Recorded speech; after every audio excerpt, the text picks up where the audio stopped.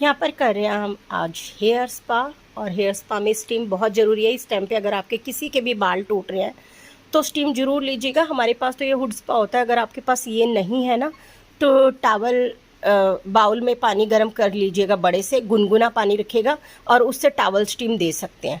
बहुत हद तक उससे एक ही बार में आपको फ़र्क पता चल जाएगा, बाल झड़ना कम हो जाएंगे। हे एवरीवन, देखिए ये हमारी मॉर्निंग की क्लाइंट। अभी हमने किया है इनका हेड वॉश, उसके बाद हम करने वाले हैं इनका हेयर स्पा। और हेयर स्पा के बाद करेंगे कलर एप्लीकेशन। और सबसे पहले हेड वॉश किया और उसके बाद सनस्किन का हेयर स्पा कर रहे हैं। ये हेयर स्पा क्रीम एप्लीकेशन करेंगे, सेक्शन बांधने के बाद इस तरीके से करनी है। और स्टीम के लिए हमने इतना वाटर डाला है इसमें। और जब प्रोडक्ट एप्लीकेशन हो जाएगी तो उसके बाद हम इसे ऑन कर लेंगे, स्टीम देंगे। अगर इस मौसम में बाल झड़ रहे हैं ना, टूट रहे हैं, तो स्टीम जरूर दो। और मसाज बिल्कुल लाइट हाथों से करनी है अगर बाल टूट रहे हैं। कई बार क्या होता है कि बाल टूट रहे होते हैं और बहुत तेज तेज हाथों से मसाज करते हैं, तो ऐसा बिल्कुल भी नहीं करना, क्योंकि जड़ें पहले से वीक हो जाती हैं। अगर टाइट हाथ से मसाज होगी तो और ज़्यादा वीक हो जाएंगे और जल्दी जल्दी बाल टूटने लगेंगे। तो ऐसा नहीं कि हेयर स्पा करा रहे हो और फिर गलती कर दें, वो नहीं करनी है।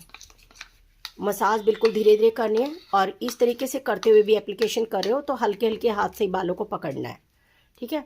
क्योंकि बारिश के मौसम में ही बाल बहुत ज़्यादा टूटना शुरू होते हैं, क्योंकि कुछ तो मॉइस्चर होता है और कुछ स्किन में कईयों के फंगल इन्फेक्शन हो जाता है, जड़ें वीक हो जाती है इसी के कारण।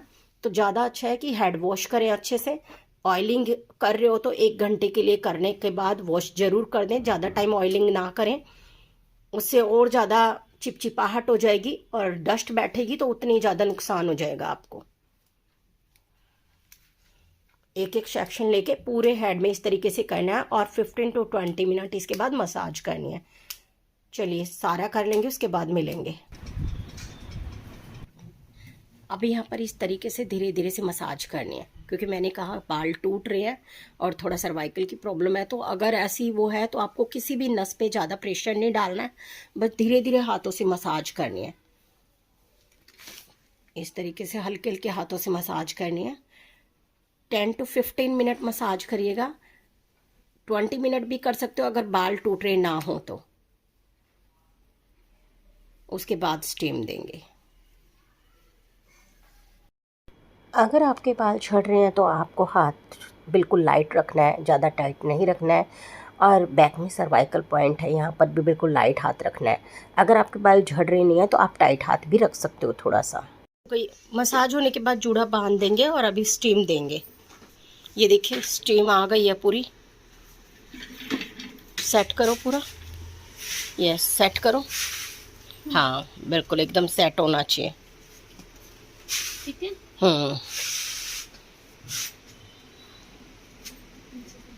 ये देखिए इस तरीके से स्टीम देंगे। 15 to 20 मिनट भी दे सकते हो, 10 मिनट भी दे सकते हो, सब डिपेंड करता है आपके ऊपर कि कितने टाइम स्टीम देनी है, ठीक है।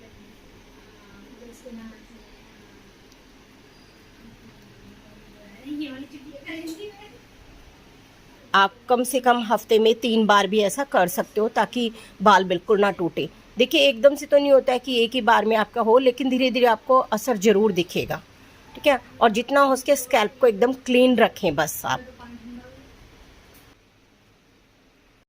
देखो भैया, मैंने अपने क्लाइंट को बोला है कि फेस पर भी स्टीम ले लो, तो इसीलिए हमने टॉवल डाल दिया है। इससे फेस पर भी बहुत अच्छे से स्टीम आएगी और फेस बहुत अच्छे से ग्लो भी करेगा।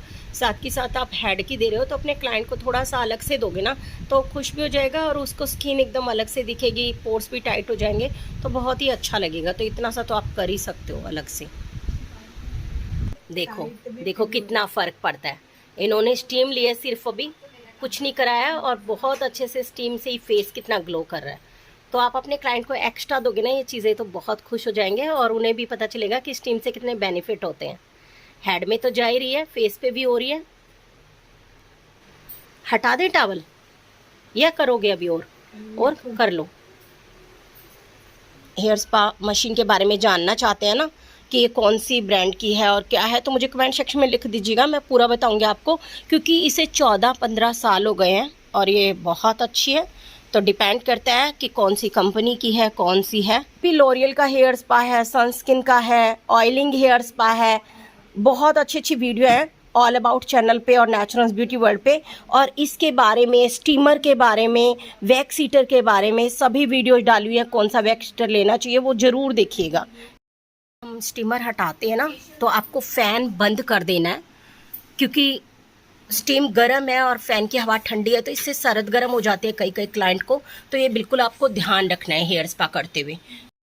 और स्टीमर देने के बाद भी आपको रुकना है, एकदम से वॉश नहीं करना है। 5 मिनट रुकिएगा या 6-7 मिनट रुकिएगा ताकि सिर थोड़ा ठंडा हो जाए, फिर वॉश करिएगा आप।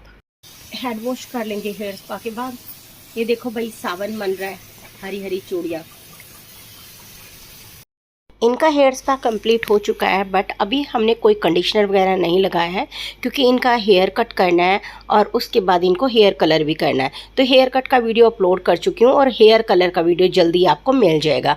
आपको हेयर स्पा कैसा लग रहा है और हेयर स्पा में बर्फ़ क्यों डालते हैं पूछना चाहते हैं तो मुझे कमेंट करिएगा। और इनका ये हेयर कट किया था हमने, इसका वीडियो ज़रूर देख लीजिएगा। आपको मेरे वीडियो अच्छे लगते हैं तो मुझे कमेंट में बताइएगा ज़रूर। मिलते हैं नेक्स्ट वीडियो।